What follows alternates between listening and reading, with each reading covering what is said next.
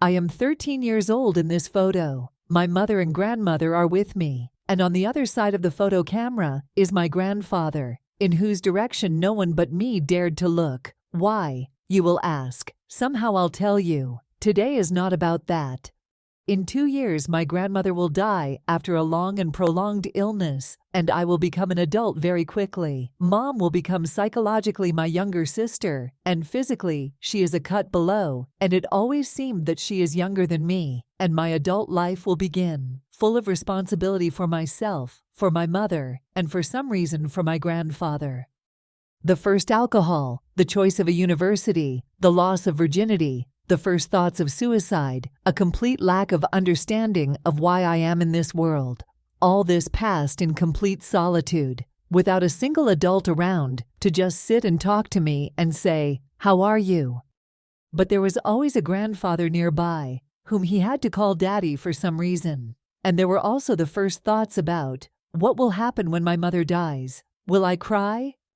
I was not afraid. I just did not understand why I live. Why was I born? Why do people work? Where do babies come from? How to cook soup? How to get rid of cockroaches in the apartment? Why does nobody love me? Standard questions for any teenager, and I really was not afraid to live. I was interested, curious, fun, incomprehensible. I just did not understand why all this was around me. However, I kept moving forward. I entered and left universities one by one. I took the guys on trips to the Crimea myself. I played the violin in a punk band, hitchhiked, studied vocals, and dreamed of singing in an operetta. I started living with the first guy who offered it to me, and I agreed, just not to live in a house with my daddy. And I did all this before the age of 21. All this time, there was not a single adult with me with whom I would sit down and just talk about what worries me. I could just sit or be silent next to me. And at 21, I became a real adult. Here, in America, for example, only from this age, it is possible to sell alcohol, tobacco, weapons, and other things to people that they so want to hide from the eyes of all these teenagers. And next to me now, there was always one adult, me myself. She was bold, inquisitive, categorically bold in all decisions, and she became interesting for me to find out what kind of person was hiding there, deep inside me, who had been there all this time, and always turned out to be in the right place at the right time next to me. There was one problem with this girl. When this girl inside me fell asleep, I immediately wanted to die. But as soon as she woke up, life took on a taste, color, and mood, and I gained strength and energy to rush further at high speed. And in fact, that's how I embarked on the path, as it is fashionable to say self-development.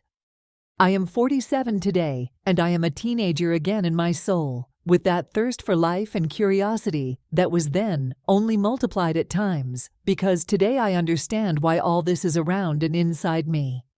Now I am a mother myself, and I do everything exactly the opposite in raising my daughter than my mother. Not because she is a bad mother, but I am a good one. She just did not know how else. She wanted to be a child, a little girl who doesn't make decisions. And I turned out to be the person who had to make decisions. And I apparently got a taste and just tried to be brave.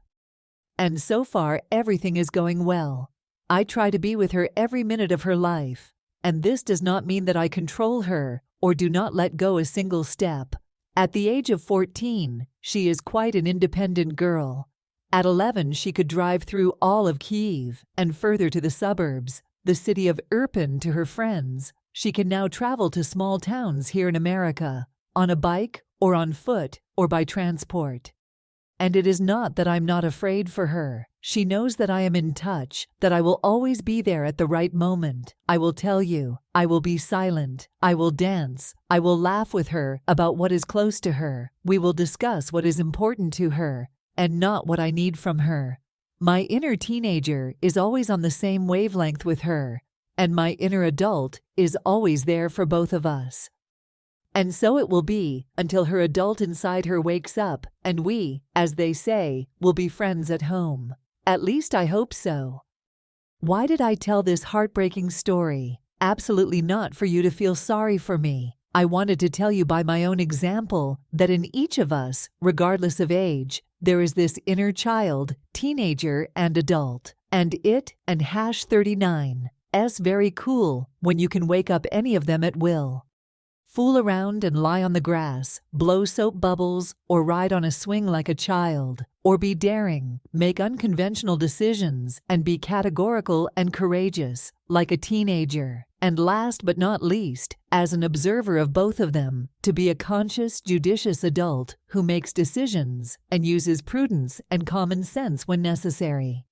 It is in this trinity, it seems to me, that there is the meaning of life. In a varied, vibrant, exciting life, but safe and responsible at the same time. For me personally, inner harmony lies between these three states, like these three young ladies in the photo, only more friendly with each other,